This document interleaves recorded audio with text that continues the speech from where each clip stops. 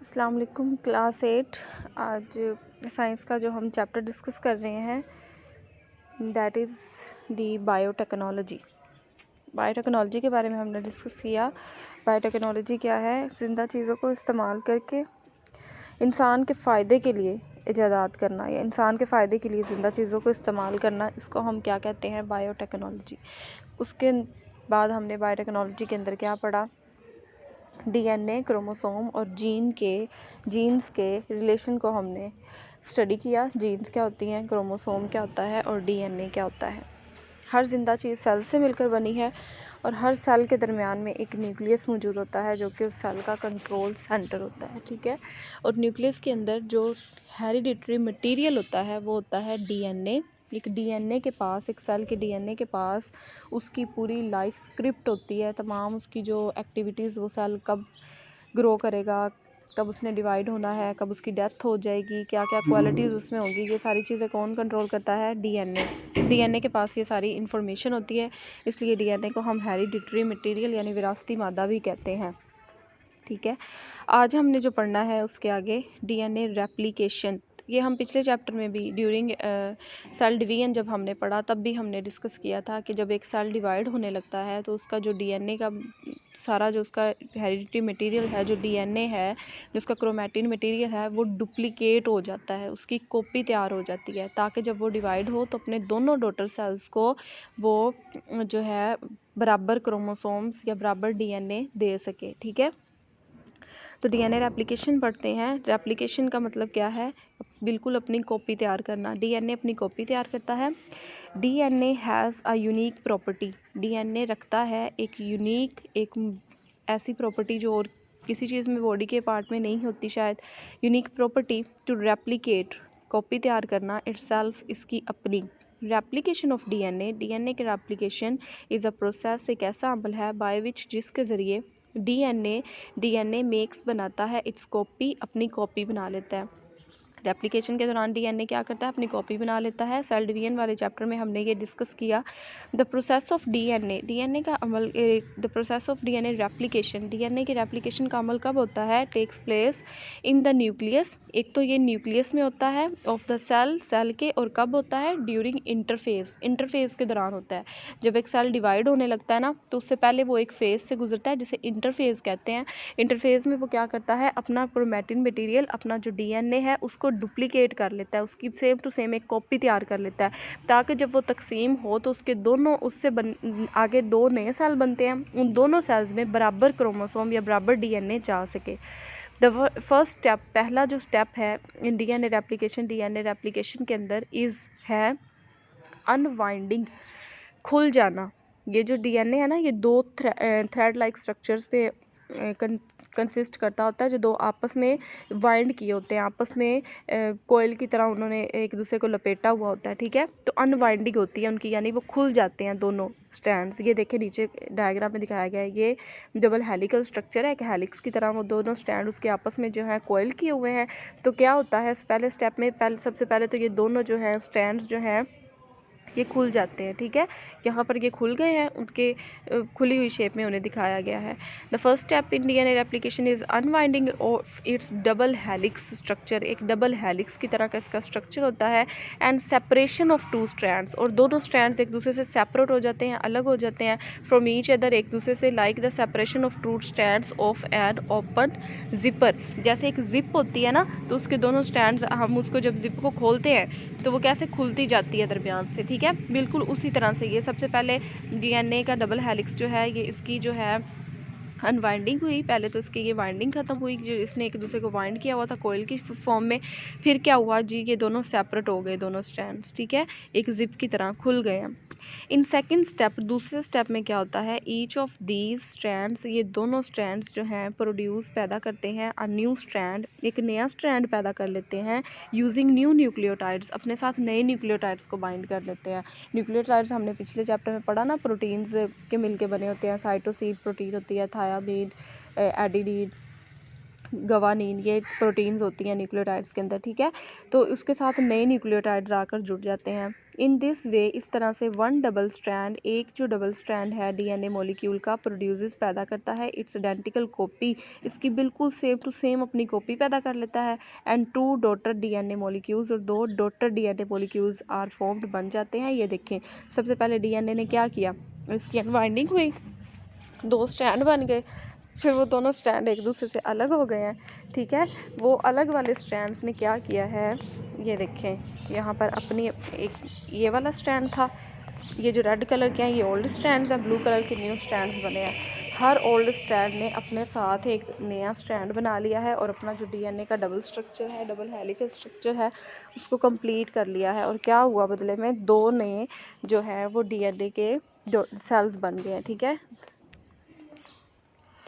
Each daughter DNA, हर जो daughter DNA, जो नया बनने वाला डीएनए है, कंटेन्स रखता है वन न्यू स्ट्रैंड। हर डॉटर डीएनए में क्या है, एक नया स्ट्रैंड है एंड वन ओल्ड स्ट्रैंड, और एक पुराना स्ट्रैंड है of the parent DNA. Parent DNA का पेरेंट डीएनए कौन सा है, ये वाला जो डिवाइड होना स्टार्ट हुआ। ठीक है, उसके बाद जो उसके दोनों जो डॉटर स्ट्रैंड्स थे उन्होंने अपने साथ एक एक कॉपी बना ली, तो ये दोनों डॉटर स्ट्रैंड्स हैं। हर डॉटर स्ट्रैंड के अंदर एक जो स्ट्रैंड है वो पेरेंट स्ट्रैंड का है, एक ओल्ड स्ट्रैंड है और एक न्यू स्ट्रैंड है। नेक्स्ट जो हमने डिस्कस करना है that is introduction of gene into bacterium. DNA की रेप्लिकेशन आपको समझ आ गई, सिंपल उसने अपनी कॉपी किस तरह से तैयार की। पहले डीएनए का डबल हेलिकल स्ट्रक्चर ओपन होता है और फिर उसके दोनों जो स्ट्रैंड्स हैं वो एक दूसरे से अलग हो जाते हैं और हर स्ट्रैंड अपने साथ एक नया स्ट्रैंड बना लेता है। इस तरह से डीएनए की हो जाती है रेप्लिकेशन। ठीक है, introduction of gene into bacterium, ये क्या टेक्निक है। एक बैक्टीरियम होता है, एक बैक्टीरिया, किसी बैक्टीरिया के अंदर एक जीन इंट्रोड्यूस करवा दी जाती है। किसी भी जीन बैक्टीरिया के अंदर एक जीन ऐसी, और जीन्स का काम क्या होता है आपको पता है, जीन्स का काम होता है प्रोटीन्स बनाना। किसी भी ख़ास करैक्टरिस्टिक के लिए हर जीन प्रोटीन बनवाती है और उस करैक्टरिस्टिक को कंट्रोल करती है। फॉर एग्ज़ाम्पल एक जीन है जो हमारी बॉडी के अंदर इंसुलिन बनवा रही है, उस जीन को हम बैक्टीरिया के अंदर डाल दें, किसी भी बैक्टीरिया के अंदर इंट्रोड्यूस करवा दें और वो जीन बैक्टीरिया के अंदर इंसुलिन पैदा करना शुरू कर देगी। अब वो इंसुलिन जो है साइंसदान अपने फ़ायदे के लिए इस्तेमाल करेंगे। इंसुलिन कितनी ज़रूरी प्रोटीन है, ठीक है, हमारी बॉडी में शुगर लेवल को कंट्रोल करती है। तो बैक्टीरिया के अंदर जीन्स को इंट्रोड्यूस करवाने की टेक्निक ये है कि किसी भी ज़रूरी प्रोटीन की जो हमें चाहिए होती है उसकी जीन को उस ऑर्गेनिज़म से अलग किया जाता है, उसके डीएनए मटेरियल से अलग किया जाता है। जीन्स क्रोमोसोम्स के ऊपर मौजूद होती है ना, और क्रोमोसोम्स डीएनए जो है वो क्रोमोसोम्स का हिस्सा है। ठीक है, तो जीन डीएनए से अलग की जाती है और उस जीन को हम कहाँ पर इंट्रोड्यूस करवा देते हैं, एक बैक्टीरिया लेते हैं और उसके डीएनए के अंदर डाल देते हैं। अब वो डीएनए जीन जो है वो बैक्टीरिया के डीएनए पर आ गई। अब वो बैक्टीरिया के अंदर वो वाली प्रोटीन बनवाना शुरू कर देगी जिसकी हमें ज़रूरत है और उस प्रोटीन को साइंसदान फिर बाद में यूज़ कर लेंगे। इसको हम पढ़ते हैं, ये टेक्निक किस तरह से काम करती है। जीन्स एक्ट काम करती हैं एज इंस्ट्रक्शंस, हिदायत के तौर पर, टू मेक बनवाने के लिए स्पेसिफिक सब्सटेंसेस, ख़ास किस्म के सब्सटेंसेस या प्रोटीन्स बनवाती हैं विच आर यूज्ड, जो इस्तेमाल किए जाते हैं for specific structural and physiological purposes, जिनको ख़ास कुछ स्ट्रक्चरल फिजियोलॉजिकल मकासद के लिए यूज़ किया जाता है इन द बॉडी, जिस्म के अंदर। यानी हर जीन एक ख़ास किस्म की प्रोटीन बनवा रही है और वो प्रोटीन हमारी बॉडी के स्ट्रक्चर को या किसी ख़ास फंक्शन को कंट्रोल कर रही होती है। ठीक है, जेनेटिक इंजीनियरिंग इज़ है एन एडवांस्ड टेक्निक, एक इतनी एडवांस्ड एक नई टेक्निक है इन बायोटेक्नोलॉजी के अंदर, इन विच जिसमें साइंसदान सिलेक्ट इंतखाब करते हैं एंड आइसोलेट और अलग कर लेते हैं द यूज़फुल जीन, एक फ़ायदेमंद जीन को फ्रॉम एन ऑर्गेनिज़म, एक जानदार से। ठीक है, साइंसदानों ने क्या किया, अपने मतलब की, अपने फ़ायदे की प्रोटीन वाली जीन को पहले तो उसको आइडेंटिफाई करेंगे कि कौन सी जीन ये प्रोटीन बनवाती है, फिर क्या करेंगे, उसको आइसोलेट कर लेंगे, अलग कर लेंगे उस ऑर्गेनिज़म से, उस जानदार से जिसके अंदर वो प्रोटीन बन रही है। बात की समझ आ रही है। जो प्रोटीन जीन जो हमारे फ़ायदे की जीन है वो हमने जिस ऑर्गेनिज़म से अलग की है उसको डोनर ऑर्गेनिज़म कहते हैं। ठीक है, डोनेट करने वाला, देने वाला। एंड और फिर क्या करते हैं, इंसर्ट इट, इसको इंसर्ट कर देते हैं, इसको डाल देते हैं इनटू अनदर ऑर्गेनिज्म, एक दूसरे जानदार के अंदर। यूजली आमतौर पर बैक्टीरिया जमा होती है, तो एक सिंगल बैक्टीरिया जो होता है उसको हम बैक्टीरियम कहते हैं, ठीक है, ये सिंगुलर फॉर्म है बैक्टीरियम। तो ज़्यादातर बैक्टीरिया के अंदर जो है ये जीन्स इंट्रोड्यूस करवाई जाती हैं अपने फ़ायदे की।